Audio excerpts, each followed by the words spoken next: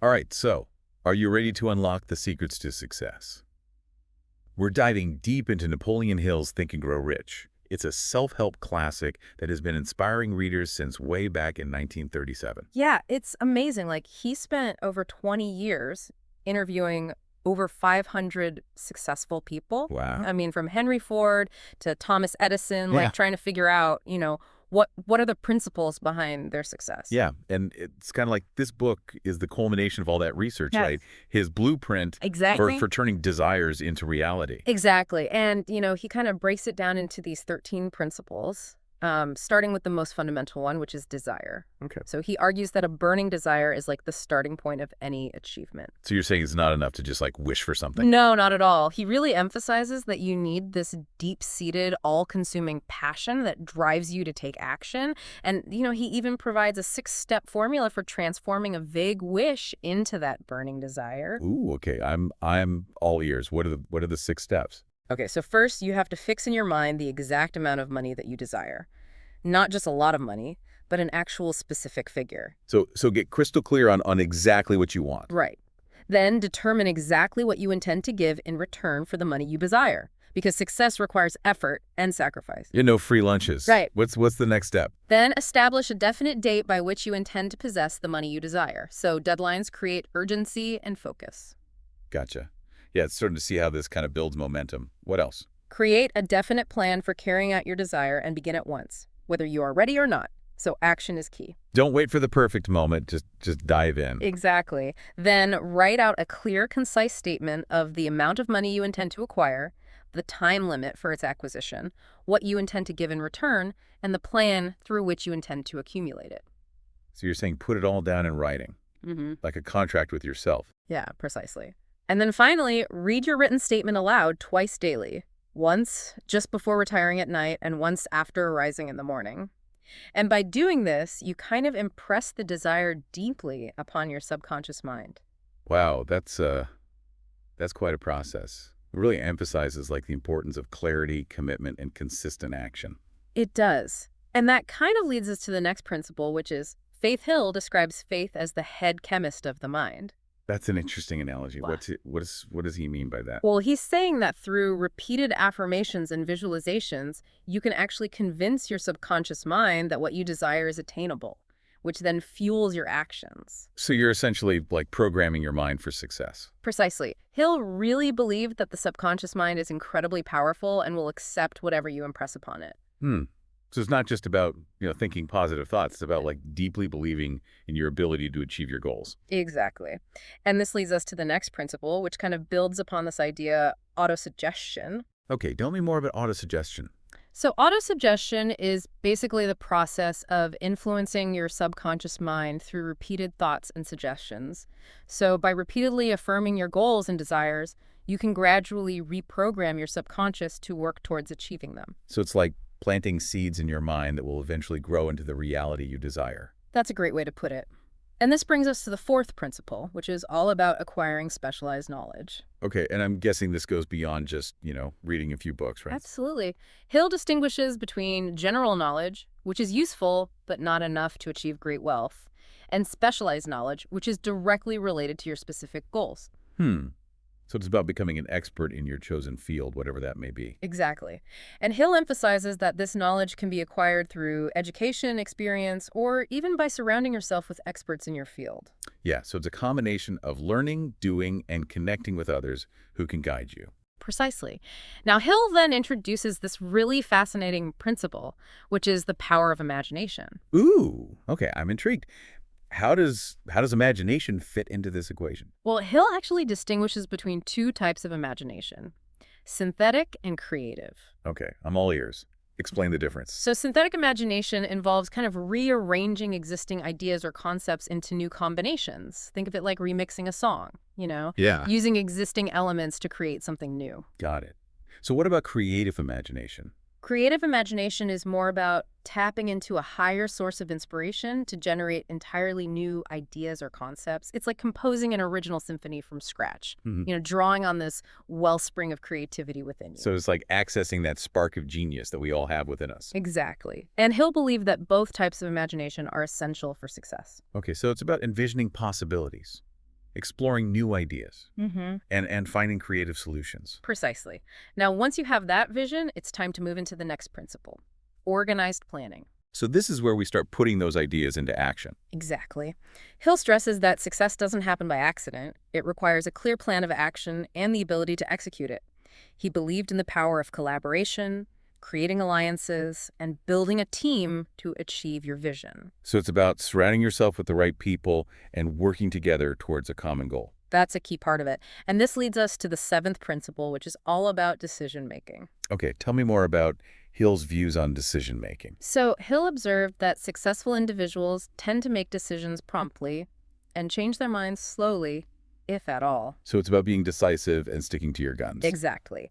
Hill believed that indecision can be paralyzing, and that once you've made a decision, you should move forward with confidence and adjust your plans as needed along the way. So trust your gut and be willing to adapt. Precisely. Now, this brings us to a principle that is often talked about: persistence. Ah, yes, the good old never give up attitude. Yeah, it's more than just an attitude, though. Hill considered persistence a state of mind that can be cultivated and applied relentlessly. He really believed that by combining a burning desire with unwavering willpower, you could overcome any obstacle. So it's about having that inner strength to push through challenges and setbacks. Exactly. And this kind of segues into a more intricate concept: the power of the mastermind. Remind me what the mastermind is all about. Okay, so Hill believed that when two or more minds come together in a spirit of perfect harmony, they create a third mind, a collective intelligence that is greater than the sum of its parts. So it's like a synergistic effect where collaboration boosts everyone's abilities. That's a great way to put it. Hill argued that surrounding yourself with a group of supportive and inspiring individuals could amplify your own power and accelerate your progress towards success. Makes a lot of sense. And he also emphasizes choosing the right people for your mastermind group. Absolutely. Individuals who share your values, complement your strengths, and challenge you to grow. And that brings us to a more complex and often debated principle: the mystery of sex transmutation. Ooh, okay. This is where things get a little more interesting and potentially controversial. What did Hill mean by that? Well, Hill believed that sexual energy is the most powerful of all human emotions, and that it could be channeled or transmuted into other forms of energy, particularly creative energy. Okay, so it's about redirecting that passion and drive towards achieving your goals. Precisely. Hill argued that this transmutation played a key role in the success of many great individuals throughout history. It's definitely a unique perspective, but I can see how it could be a powerful tool if approached thoughtfully and ethically. Right. And as with any idea, it's important to examine it critically and apply it in a way that aligns with your own values and principles. Absolutely. Now, moving on to the next principle, Hill explores the workings of the subconscious mind. Yes.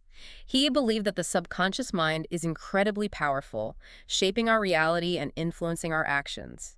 He emphasized the importance of feeding it with positive thoughts and emotions. So it's about being mindful of our inner dialogue and consciously working to replace negative thoughts with positive ones. Exactly. Hill argued that fear, doubt, and negativity can sabotage our efforts, while faith, courage, and positive affirmations can empower us to achieve our goals. He also argued that the brain itself acts as a transmitter and receiver of thought energy, connecting us to a sort of universal mind. Ooh, that's getting into some pretty fascinating territory. What did he mean by a universal mind? Well, Hill believed we are all connected to a larger consciousness, a source of infinite intelligence and creativity. He suggested that we can tap into this universal mind through our thoughts and beliefs, receiving inspiration and guidance from a higher source. So it's like accessing a cosmic internet of knowledge and wisdom. Yeah, that's a good way to visualize it. And finally, Hill concludes with his most enigmatic principle: the sixth sense. Ooh, okay, I'm all ears. What did he have to say about the sixth sense? He described it as a kind of intuition or gut feeling that transcends our rational mind. He believed that the sixth sense could guide us towards our goals, providing insights and solutions that we wouldn't be able to access through logic alone. So it's about trusting that inner voice, Yeah. that hunch that tells you which path to take. Exactly. And Hill believed we could develop this sixth sense By cultivating a burning desire, maintaining unwavering faith, and filling our subconscious mind with positive thoughts and beliefs. So we've covered a lot of ground here. From the importance of a burning desire to the power of the sixth sense, Hill's 13 principles offer a comprehensive roadmap for achieving success in any area of life. They certainly do. And what's remarkable is how these principles build upon each other, creating this synergistic effect that can propel you towards your goals. It's what makes this book so compelling. It's not just about wishing for things to happen. It's about actively shaping your reality through your thoughts, beliefs, and actions. Absolutely. And I think that's a message that resonates even more strongly today, in a world filled with distractions and endless possibilities. Well, we've certainly taken a deep dive into the foundational principles of Think and Grow Rich. I'm eager to hear more about how Hill applies these principles to specific areas of life, like overcoming fear and building a positive personality. Yeah, me too. There's so much more to explore in Hill's philosophy. So, we've really delved into the 13 principles of success that really form the foundation of Think and Grow Rich. Now, let's kind of explore how Hill applies these principles to specific challenges and areas of life. One of the first things he tackles is fear, Oh, which is like a universal obstacle on the path to success. yeah, fear can be incredibly paralyzing. How does Hill suggest we overcome it? Well, he identifies 6 basic fears that kind of hold people back: fear of poverty, criticism, ill health, loss of love, old age, and death. And he argues that, these fears are often rooted in our subconscious beliefs, and that by understanding their origins and consciously replacing negative beliefs with positive affirmations, we can kind of break free from their grip. So it's about taking a deep dive into our own minds and rewiring those ingrained patterns of fear. Exactly. So, for example, he suggests that the fear of poverty might stem from a belief in scarcity, Okay. right? So, by cultivating a belief in abundance and focusing on opportunities, we can shift our perspective and overcome this fear. Yeah, that's a powerful reframing. It reminds me of the principle of faith, like believing in a positive outcome even when faced with challenges. Absolutely. It's all interconnected. Now, building on this idea of transforming our beliefs, Hill delves into the importance of cultivating a positive personality. Okay, so it's not just about what we think, but also how we present ourselves to the world. Precisely. Hill emphasizes qualities like enthusiasm, sincerity, self-control, and the ability to work harmoniously with others. He believed that a positive personality attracts success, drawing people in and inspiring trust. Yeah, it's like creating a magnetic field that draws in opportunities and positive relationships. That's a great analogy. And then he circles back to the principle of the mastermind, providing more practical guidance on forming and leveraging this powerful collaborative force. Yeah, I'm curious to hear more about this. What kind of advice does he give for building a successful mastermind group? Well, Hill stresses the importance of careful selection, choosing individuals who share your values, complement your strengths, and provide constructive feedback. He also emphasizes the need for a shared purpose, clear goals, and a commitment to mutual support and accountability. Yeah, it sounds like creating a powerful synergy where the whole is truly greater than the sum of its parts. Exactly. And then perhaps unsurprisingly, Hill delves deeper into the mystery of sex transmutation, exploring its practical applications for fueling creativity and drive. Okay, this is a topic that always sparks a lot of curiosity. How does Hill suggest we harness this powerful energy in a positive and ethical way? He emphasizes the importance of sublimation, channeling that raw sexual energy into creative endeavors, artistic expression, and the pursuit of ambitious goals. He argues that by consciously directing this potent force, we can achieve extraordinary things. It's like transforming raw passion into a driving force for achievement. Precisely. And Hill provides historical examples of individuals who, consciously or unconsciously, have used this principle to fuel their success.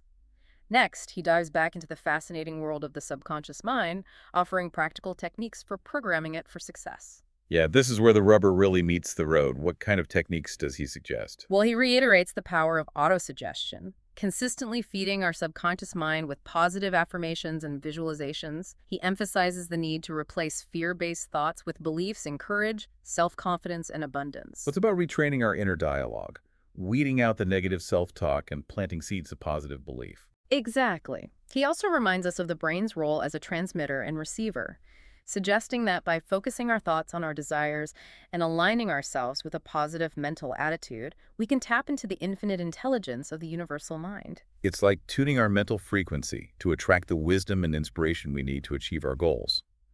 That leads us to the final principle, the enigmatic sixth sense. How does Hill suggest we cultivate and tap into this intuitive guidance?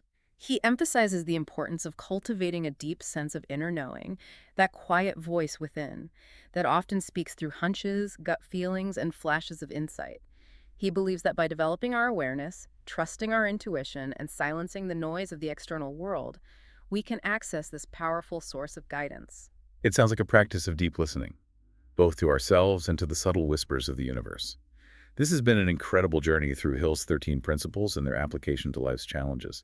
I'm eager to hear your final thoughts on Think and Grow Rich and what lessons you believe are most relevant for our listeners today. Absolutely. There's a lot to unpack here. And Hill's insights offer timeless wisdom that can empower anyone on their journey towards a fulfilling and successful life. Okay, so we've explored these 13 principles and how they can be applied to overcome fear, build a positive personality, and harness the power of collaboration and intuition. Hmm. Um, it's been quite a journey. But before we wrap up this deep dive, I'm curious to hear your personal takeaways from Think and Grow Rich. What resonated with you the most? You know, for me, the most powerful message in Think and Grow Rich is that emphasis on the power of belief. Okay. He says that our thoughts create our reality, and that if we can truly believe in our ability to achieve something, we're far more likely to succeed. Right. And it's not just wishful thinking. It's about aligning our thoughts, beliefs, and actions to create this powerful force for achieving our goals.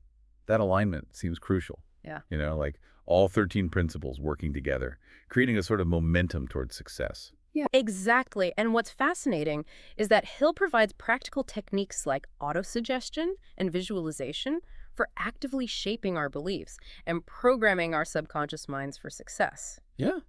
You know, he doesn't just tell us to think positively, he gives us tools to actually change our mindset. He empowers the reader to become the architect of their own reality. But we've also discussed some of the more controversial aspects of Hill's philosophy, particularly his ideas about sex transmutation.